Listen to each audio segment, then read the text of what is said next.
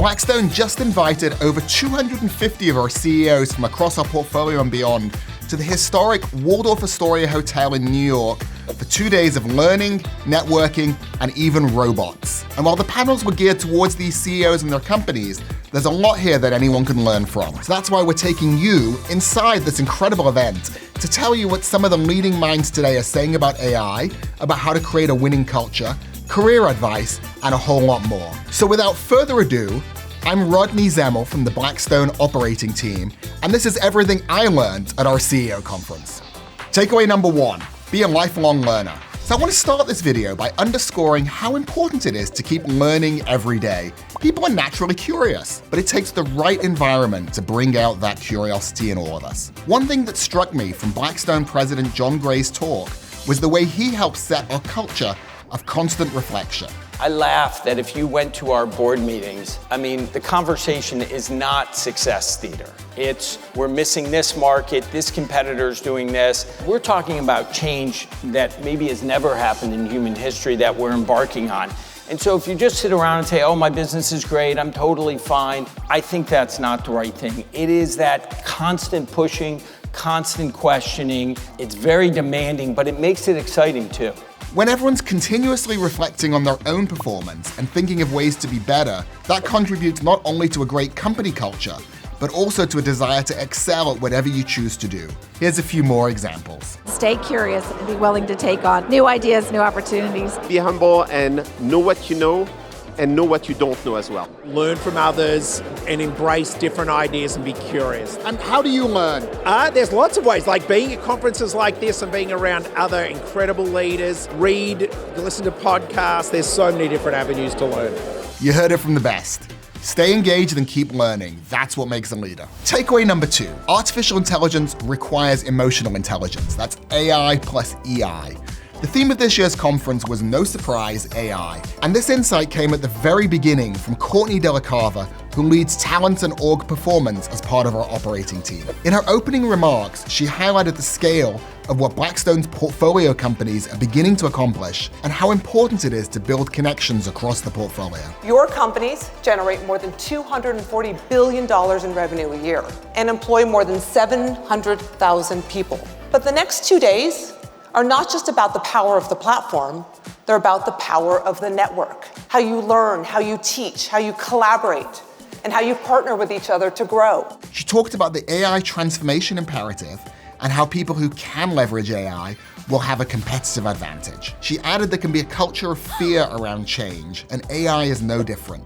And where people are concerned, the thing to do is take the wheel and to lead through it. I'll let her explain. If you can work through that concern and lead through change, you can outpace your competitors. Doing so requires directly and transparently communicating with all of your employees so they don't fill in the void. In the age of AI, emotional intelligence wins. We all know AI is on a meteoric rise, but the winners won't necessarily be the ones that have the best roadmap or make the best technology choices.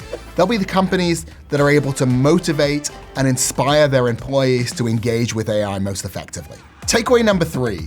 Work like a professional sports team. Now, this is something that came up a lot. A lot of our CEOs like to talk about sports. A CEO might want to think about their company more like a sports team than like a family, because the sports team model better reflects the realities of performance, accountability, and adaptability in a competitive environment. Most companies throughout history have been family companies. Most countries have been family countries, kingdoms, from time immemorial. And that's the natural state. And then many leaders say, we're like a family at work. But the truth is, you're really like a professional sports team. And we're not trying to get them to be unnice, but you got to put nice aside as the primary and say honesty and constructive confrontation is the positive thing. Kevin Lobo, chair and CEO of Stryker, noted that Stryker hires many ex-NFL athletes, and there's a good reason why, particularly in the sales function. They're not the people you see on Sunday. They're the practice squad people. Getting knocked down a lot and having to get back up again. They're always focused on the mission and team in addition to this high drive and high performance orientation.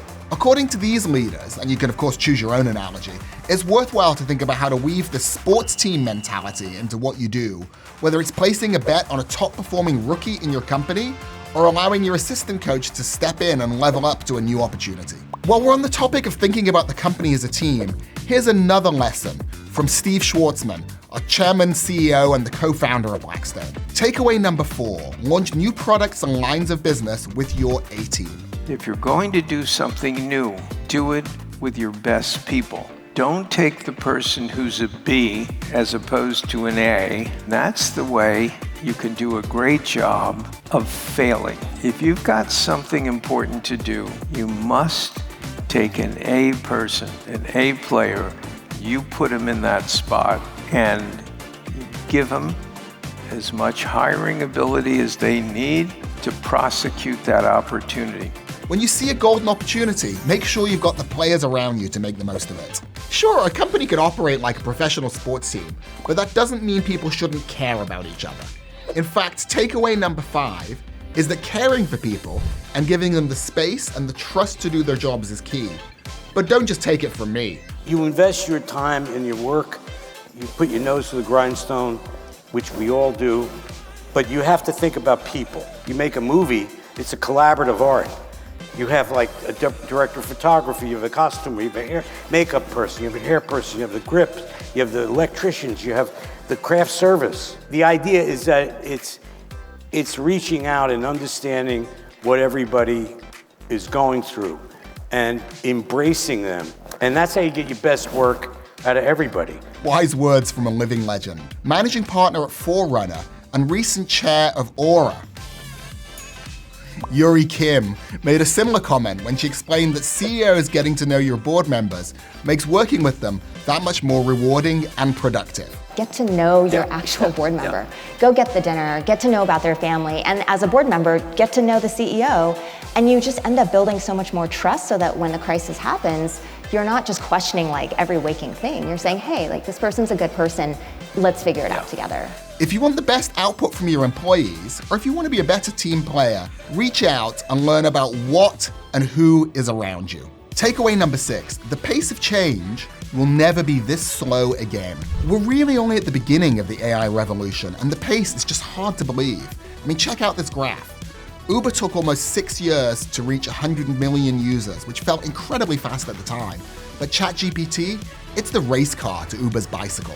We are in the early days of a revolution, and it's an incredible opportunity. Here's a perspective I loved from Bill McDermott, chair and CEO of ServiceNow and general business rockstar. The world has never moved this fast, and it will never move this slow again. The most important thing is to put AI to work for people. If you look at AI in service to people, now we're having a different conversation, but we have to present it in a way where we're going to free them up.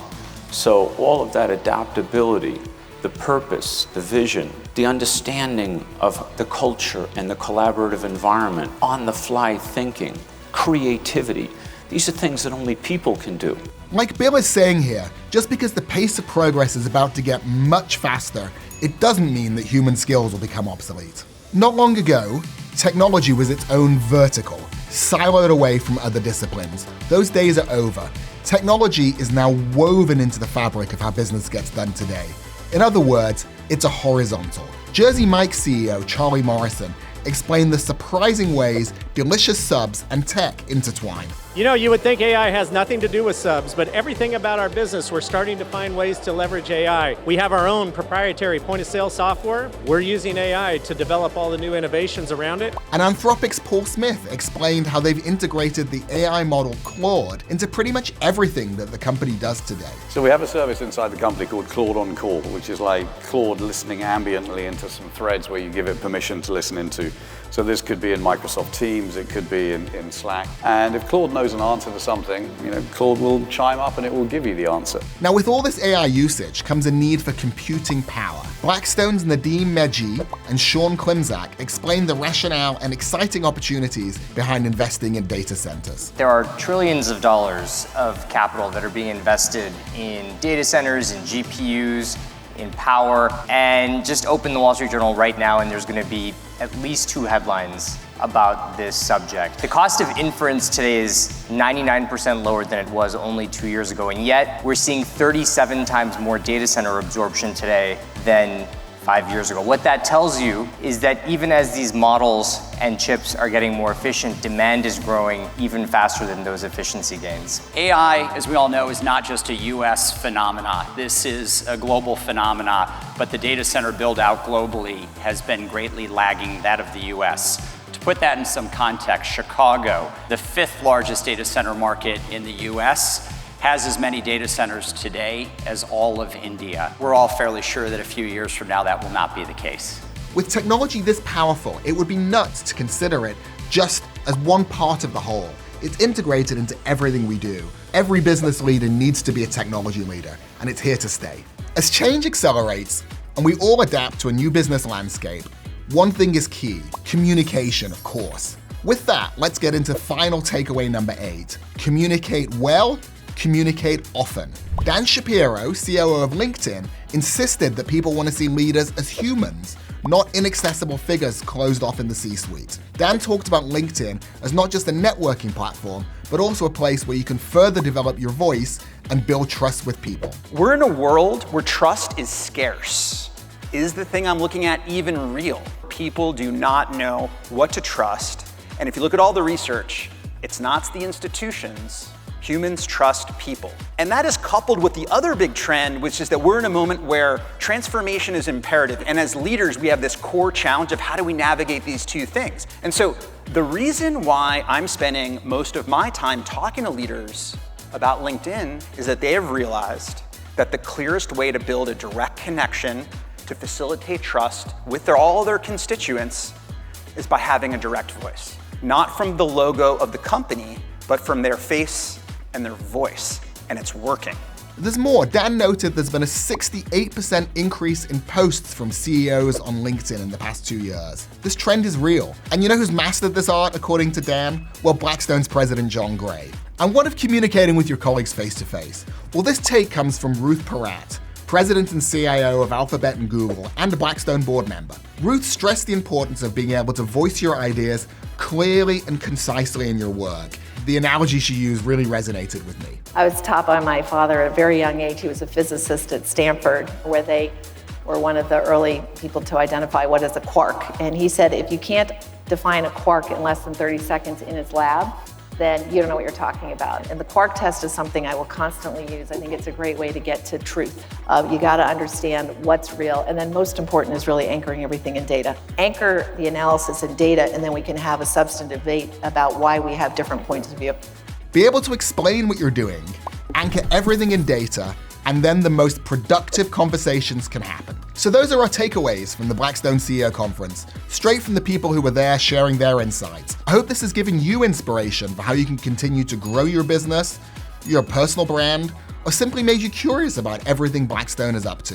Thanks for joining, and I'll see you next time.